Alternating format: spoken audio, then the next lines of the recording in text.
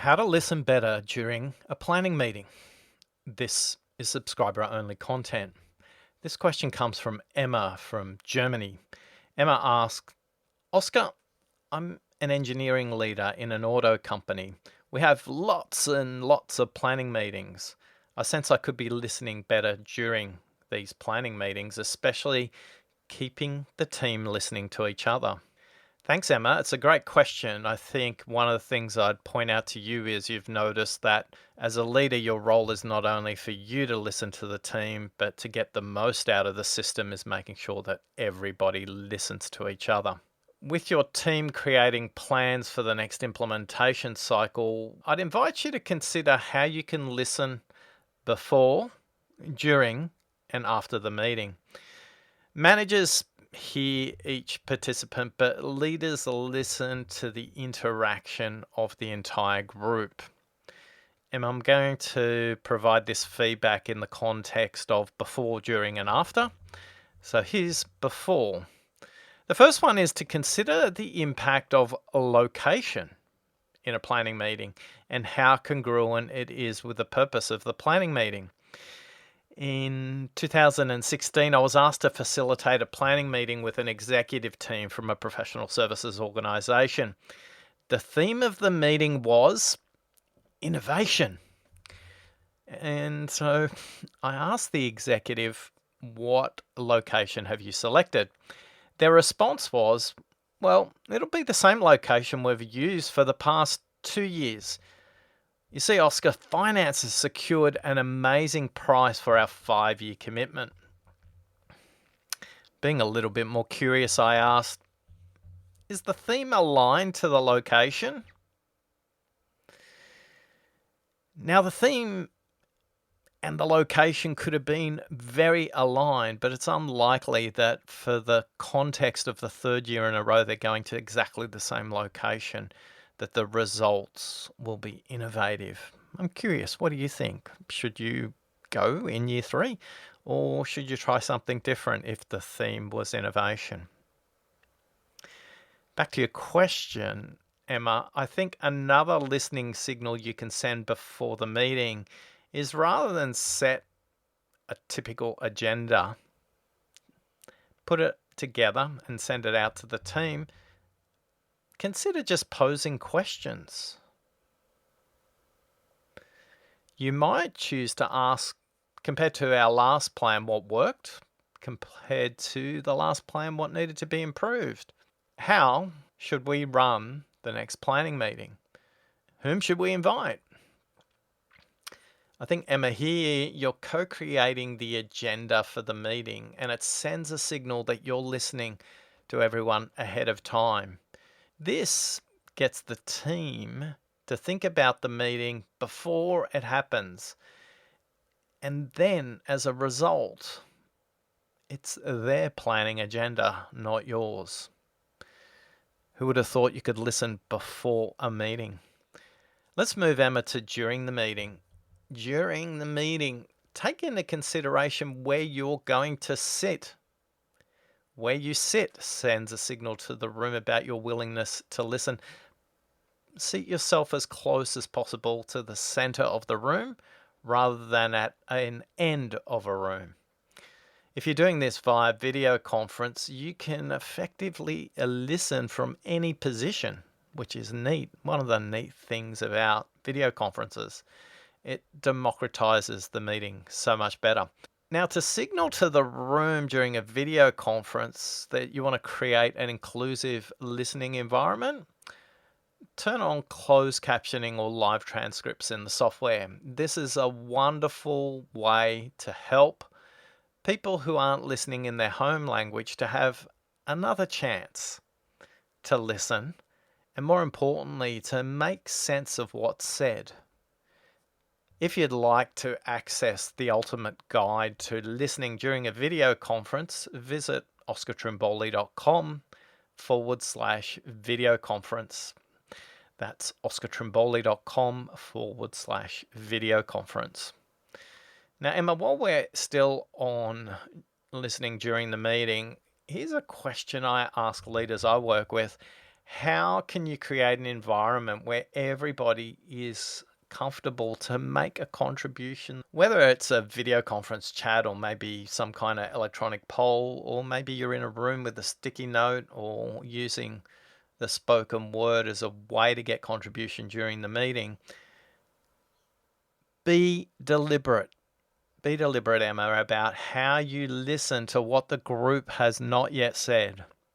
This is probably the most important thing you can do as a leader listening during the meeting, is to listen to what hasn't been said.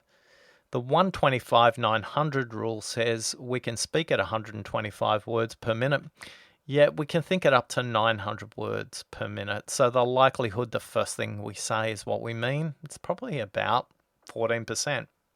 So here's a few questions you can pose to the group, to the room, to explore what hasn't been said just a little bit further. The first one would be, tell me more. Or you could say, and what else? You could ask, what themes do you notice? Or you could ask, what themes aren't we discussing? During the meeting, explore and listen for external perspectives. Not everyone can attend your planning meeting, yet other perspectives need to be integrated during the meeting. Invite participants in the room to listen on behalf of different stakeholders. It might be a group that listens on behalf of finance or the shareholders. It might be a group that listens on behalf of the media or the regulators.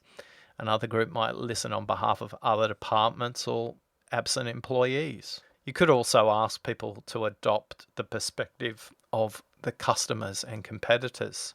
Your role as the leader in this context is to remind yourself and the participants for their perspective and integrate those external perspectives into the conversation. This really simple device not only increases engagement, it increases the listening of all the participants during the meeting. Because once they get bored listening from their own perspective, they'll quickly realize they need to listen from the perspective of somebody else that they've been delegated during the meeting.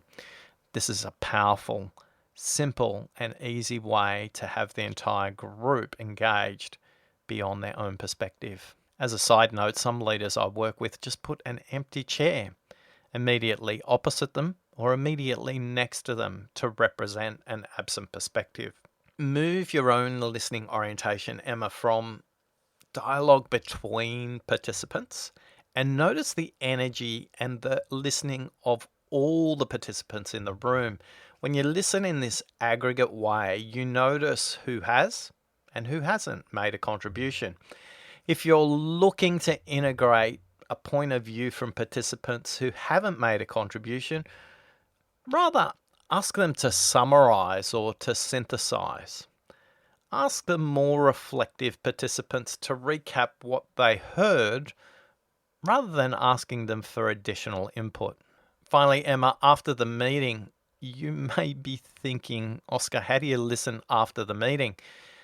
Emma, the difference between hearing and listening is the action you take. And if you don't take action, you'll send a signal to everybody that you've heard them, but you haven't listened.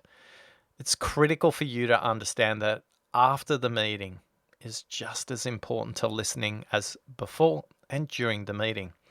So here's a couple of questions you can self-reflect against at the end of the meeting. What was my question to statement ratio? I remember working with Rita on this really simple count of the number of questions that were posed during a planning meeting. Now, the ratio could vary, but it should be balanced. There should be more questions earlier on in the meeting, maybe fewer towards the end. But if you're looking for a starting point, 50-50. 50% questions, 50% statements.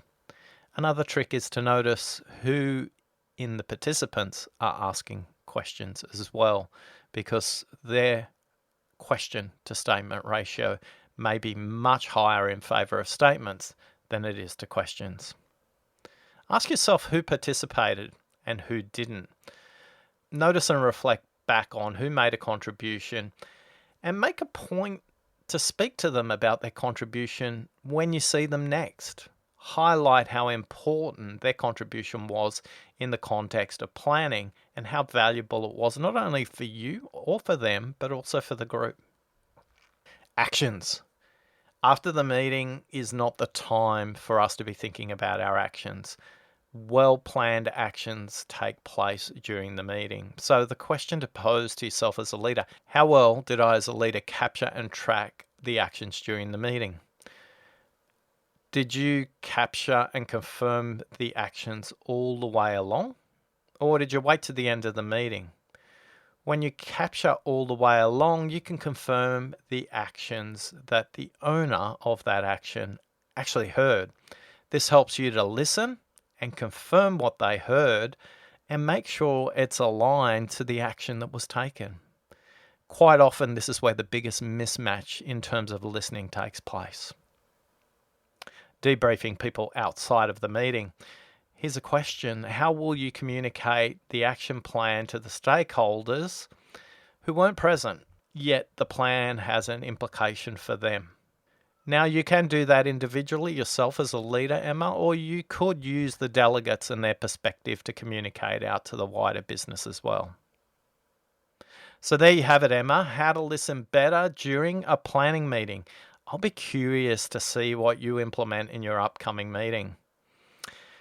If you'd like to learn more about the online course, about how leaders listen in the 7 meetings that matter, you can email me, podcast@oscartrimboli.com. That's podcast@oscartrimboli.com. And we will send you the information about the online course around how to listen before, during, and after planning meetings, team meetings, review meetings, progress meetings, professional development, budget settings, and restructure meetings. Thanks for listening.